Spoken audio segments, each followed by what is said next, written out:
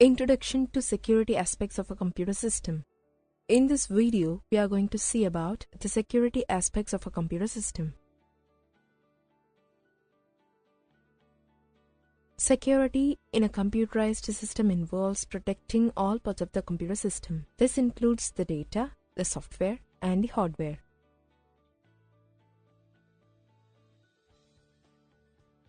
Computer hardware and software are expensive resources and they are usually a major investment in an organization. Data and its storage media is an expensive resource since it has been gathered with a lot of effort and is extremely valuable. Loss of data is a major loss to an organization. For example, penetrating sensitive data could result in breach of privacy and may be used to spy or a business rival. Ability to manipulate data by unauthorized persons could mean fraudulent transactions like transfer funds to divert money illegally to some account, delete records like deleting the police record of a criminal. Computer systems need protection from intentional as well as unintentional damage and misuse. Protection of data, hardware and software relates to the means by which we are able to prevent disruption to smooth working of the system. We also need to protect the data and software from being pirated and used illegally by others. Computer security refers to the techniques developed to protect single computer and network-linked computer systems from accidental or intentional harm. Such harm includes destruction of computer hardware and software, physical loss of data, deliberate invasion of databases by unauthorized individuals. Loss could be of many types. Some scenarios are the computer is not available for use, so some processing which is critical is held up. The software malfunctions and produces wrong results. The hacked system. There are many sources of threats to system security. They are as follows: errors and omissions, deliberate mischief or fraud by disgruntled employees, hackers looking at the system as a challenge to their technical skills, white-collar criminals, spies, theft, fire, natural disasters like earthquakes, floods, tornadoes, lightning, war and terrorist attacks, natural disaster threat. The types of security threats. Some scenarios of threats to computer system are as follows. The system could succumb to fires or earthquakes or floods, damaging our equipment and making it impossible for the organization to function normally.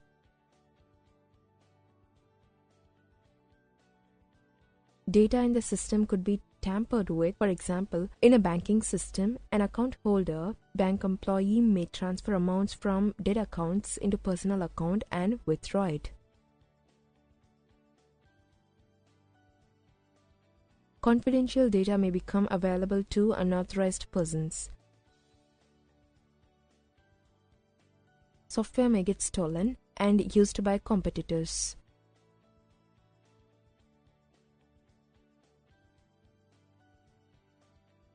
The password security threat.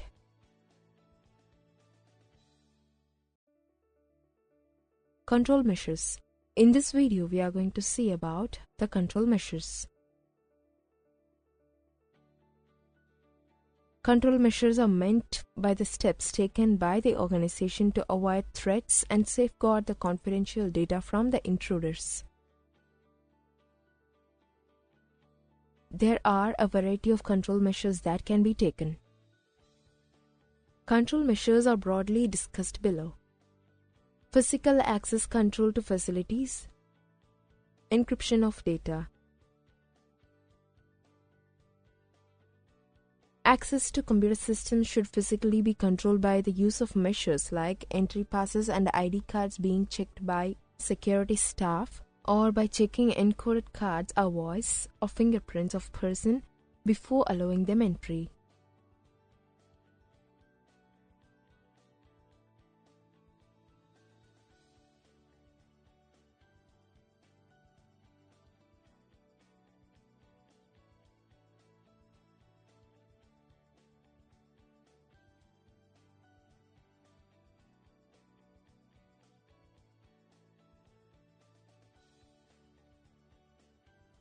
Encryption is the process of making information indecipherable to protect it from unauthorized viewing or use.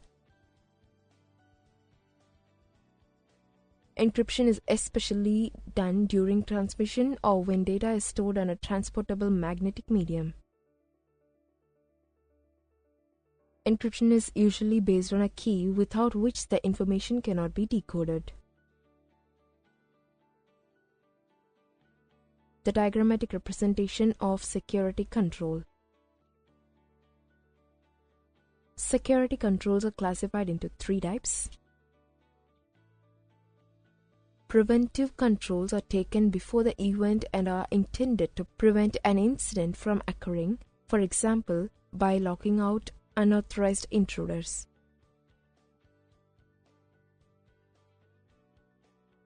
Detective controls are taken during the event and are intended to identify and characterize an incident in progress, for example, by sounding the intruder alarm and alerting the security guards or police.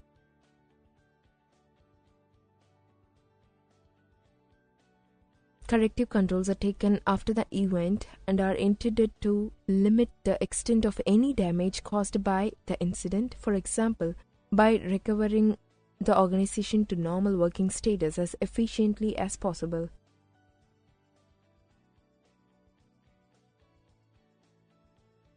The system free from threats. The planning for secure systems starts with risk analysis, which identifies the vulnerability of systems and the impact of this. The steps in performing risk analysis are as follows. Identification of all the components of the computer system, that is data, hardware, software, software development staff, trained operators, etc. Identification of all the threats that each of these components face. Assessment of the loss in case the threats becomes a reality. To manage risk, further steps are needed and are given as follows. Identification of the security measure to ward off the threats. Calculation of the cost of implementation of security measures.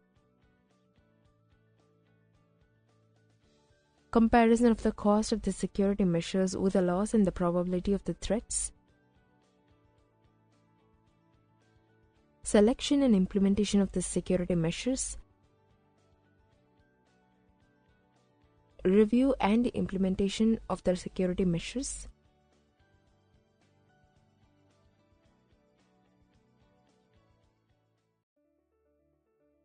Disaster recovery. In this video, we are going to see about the disaster recovery. When a system crashes, steps need to be taken to get it up and working again. The steps required for this depends on the nature of the crash and what means are available to recover the data and resume operations.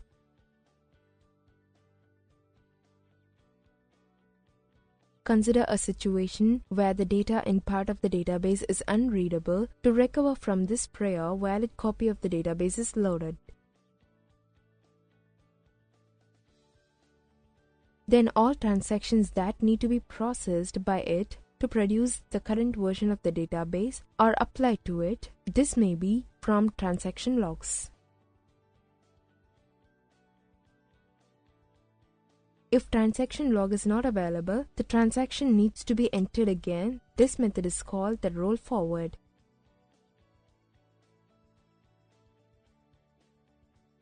The method of using a current invalid database and removing transactions to roll back to a prior valid state of the database are called as rollback.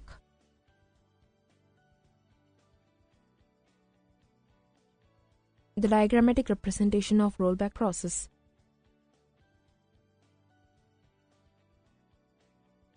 Rollback is often used when the failure is due to some logical fault, such as interruption in the activity of the database.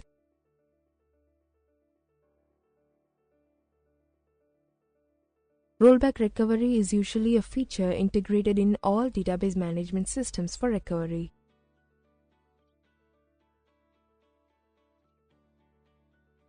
It is possible that problem in the database can be corrected by some software utility.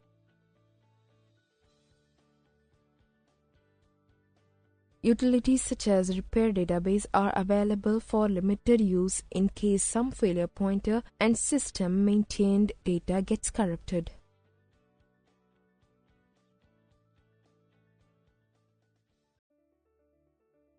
Contingency planning. In this video, we are going to see about the contingency planning. A contingency plan is a course of action designed to help an organization respond effectively to a significant future event or situation that may or may not happen. A contingency plan is sometimes referred to as Plan B because it can also be used as an alternative for action if expected results fail to materialize. Contingency planning is a component of business continuity, disaster recovery, and risk management. The 7 steps outlined for an IT contingency plan are as follows. Develop the contingency planning policy statement. Conduct the business impact analysis (BIA). Identify preventive controls. Create contingency strategies. Develop an information system contingency plan. Ensure plan testing, training, and exercises. Ensure plan maintenance. A formal policy provides the authority and guidance necessary to develop an effective contingency plan. Measures taken to reduce the effects of system disruptions can increase system availability and reduce contingency lifecycle costs. Thorough recovery strategies ensure that the system may be recovered quickly and effectively following a disruption. The contingency plan should contain detailed guidance and procedures for restoring a damaged system. Testing validates recovery capabilities, whereas training prepares recovery personnel for plan activation. The plan should be a living document that is updated regularly to remain current with system enhancements and organizational changes. The diagrammatic representation of contingency planning.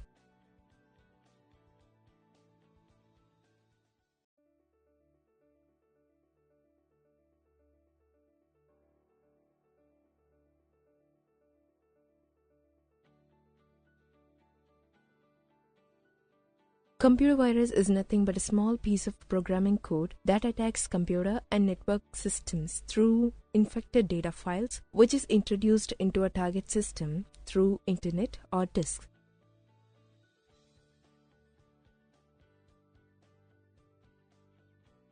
There are a number of virus protection programs for desktop computers and networks. virus detectors attempt to detect known viruses that have infected files or memory locations. The technique used to look for unique identifiers that indicate a virus are called as signature scanning. Antivirus software is only a part of the solution. An email worm can spread worldwide in just minutes, but it takes hours for antivirus vendors to analyze, create, and deploy signature updates. There are 5 activities that users can take to help close that window of vulnerability and help keep email worms off the computer system. The activities are as follows: identification, known user, relevant, secure the client, patch the system. Identification means understanding the nature of the attachment is the first step toward email safety. Don't open email attachment from an unknown source.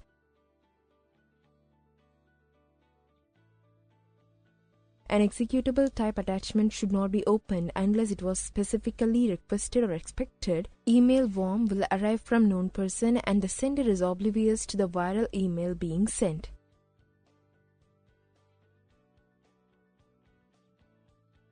Relevant is the simplest rule to follow, but most often ignored. If an attachment is not needed or requested, don't open it, delete instead.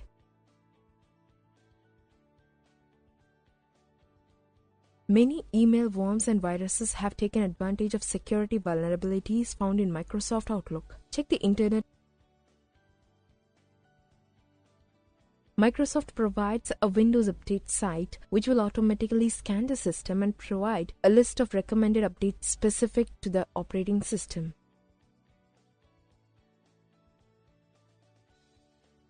The representation of email worm. Firewall. A computer network is a collection of autonomous computing devices sharing data communications technology that enables them to exchange information. An internetwork is a set of individual networks interconnected by the appropriate devices in such a way that they can behave as a single larger network. These definitions are built around the ideas of providing connectivity and making information exchange possible. 2 goals achieved with undoubted success. Internetworking has definitely changed the way people live, learn, play, and work.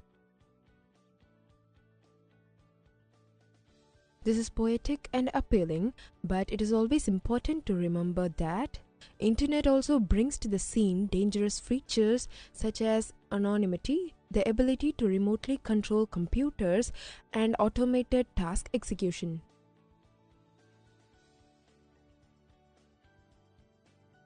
There should be some means to compensate for the absence of natural boundaries in the Internet.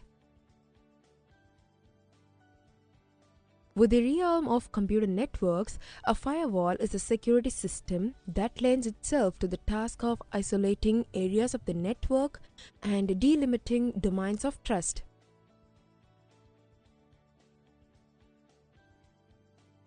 Building upon this initial state of isolation created by the firewall, access control policies that specify the traffic types entitled to go from one domain to another can be defined. The firewall acts as a sort of conditional gateway.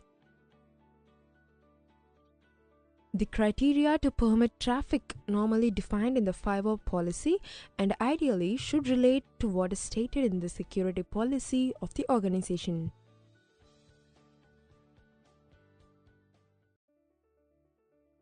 Malicious applications. In this video, we are going to see about malicious applications. Malicious applications. Malicious software, commonly known as malware, is any software that brings harm to a computer system. Malware can be in the form of worms,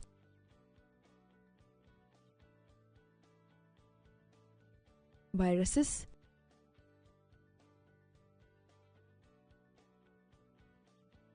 trojans,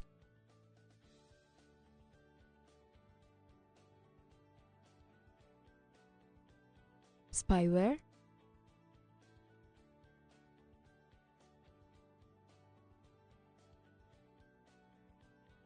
adware,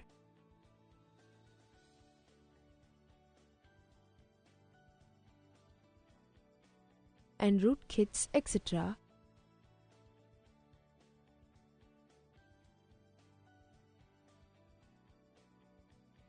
which steal protected data, delete documents, or add software not approved by a user.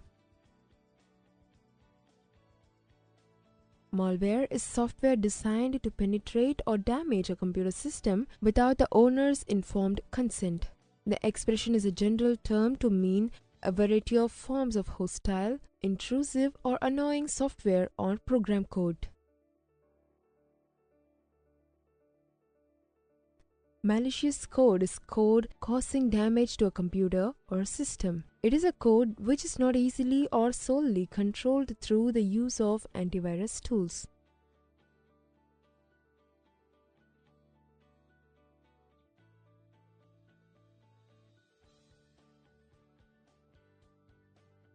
Malicious code can either activate itself or be like a virus, requiring a user to perform an action such as clicking on something or opening an email attachment.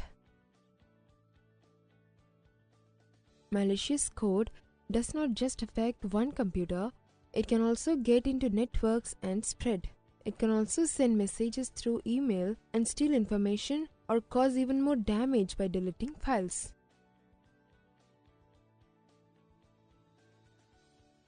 Some forms of malware will spy on user internet traffic. Spyware monitors a user's location, and if enabled, it can capture sensitive information, for example, credit card numbers, promoting identity theft, etc. Malware can be avoided as follows. The operating system and any other program which are used should be updated frequently when there is an update available. Emails from unknown sources and its attachment should not be opened.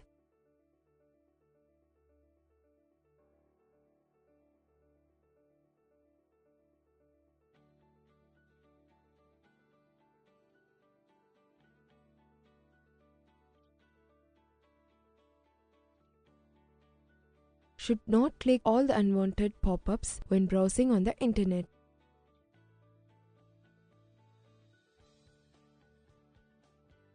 Antivirus should be installed and updated frequently. Anti-spyware and anti-adware should be installed.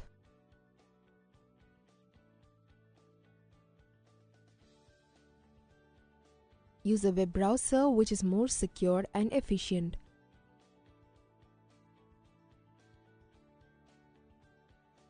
Some of the anti-malware softwares are as follows. Microsoft Security Essentials,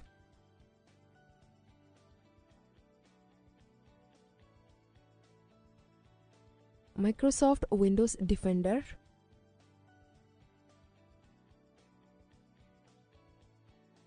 AVG Internet Security,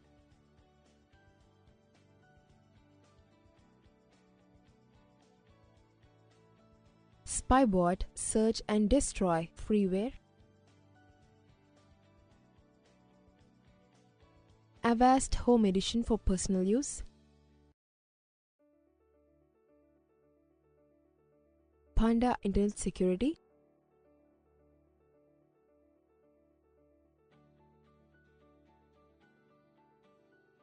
MacScan for macOS and Mac OS X.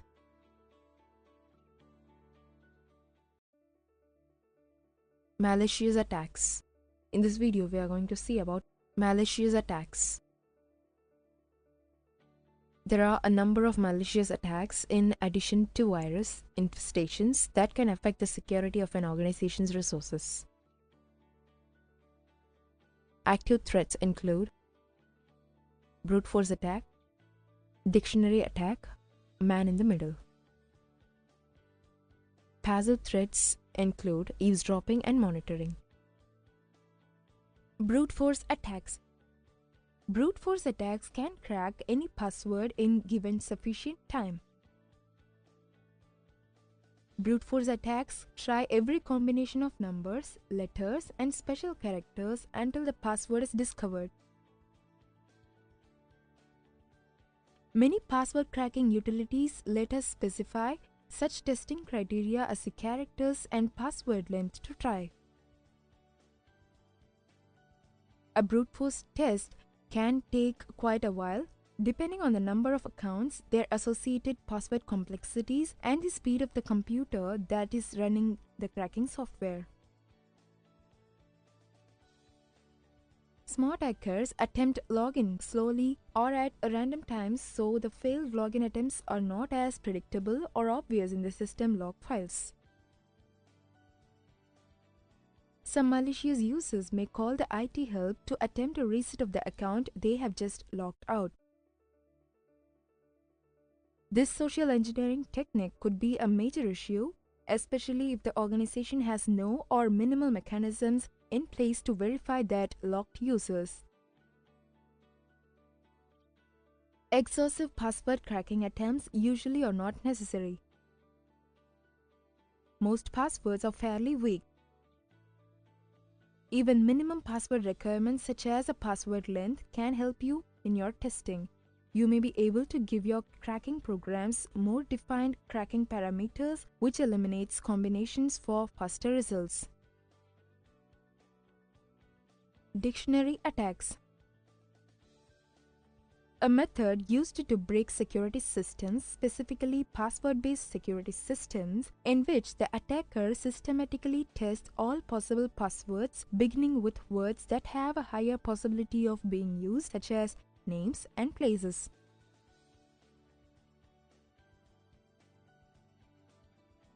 The word dictionary refers to the attacker exhausting all of the words in a dictionary in an attempt to discover the password.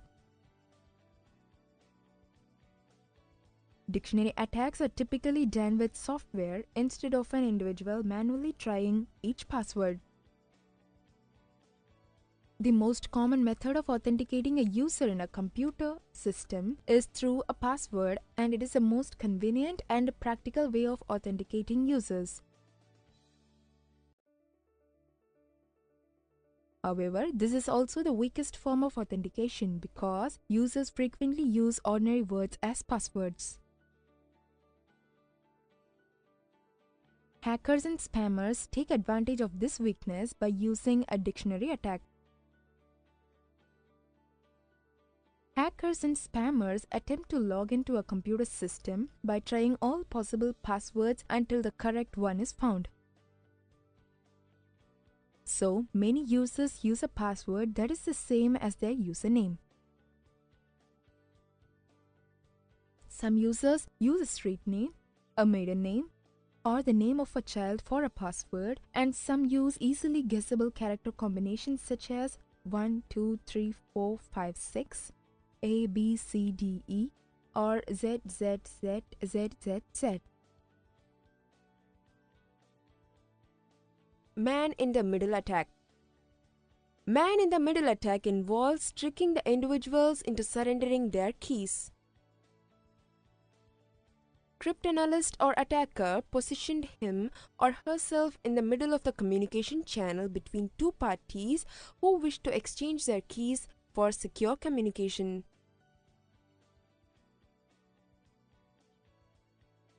Cryptanalyst or attacker is exchanging the key with each party. The original parties believe that they are exchanging the keys only with each other. Finally, the two parties then end up using keys that are known to the cryptanalyst or attacker.